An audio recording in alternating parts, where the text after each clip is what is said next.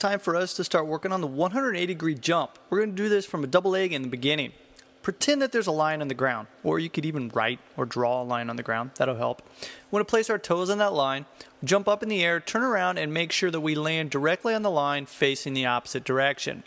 Looks pretty easy, but looks can be deceiving. Want to make sure that we focus on our landing. Very important. Always try and land right back on that line. Once you've mastered the double leg, it's time to move on to the single leg 180-degree jump. We're going to start jumping from one leg and land on both of our legs. You can get a little creative and land on one leg if you want, but in the beginning, let's focus on landing with both feet on the ground.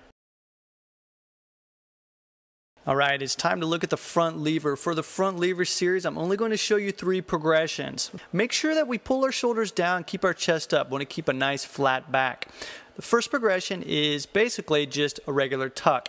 Here I'm opening up my legs a little bit, and that's called the open tuck. That would be the second progression. Work on the full tuck before going into the open tuck.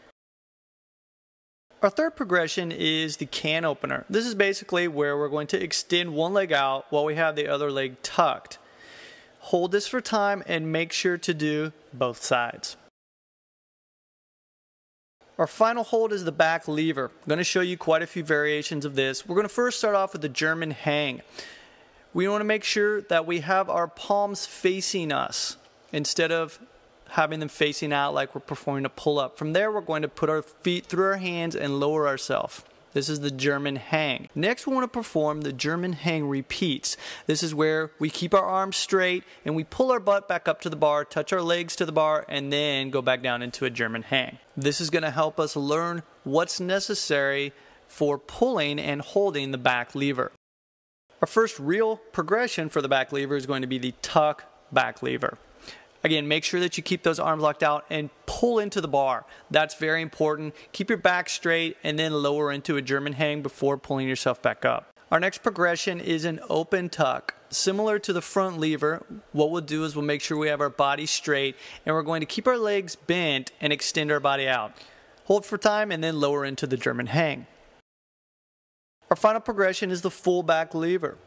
We're going to start by extending our legs up, making sure that our body is straight. We squeeze our core, we squeeze our legs, and we pull down into the bar as we lower our body. Lower into a German hang and then pull back up. It's now time for the planche.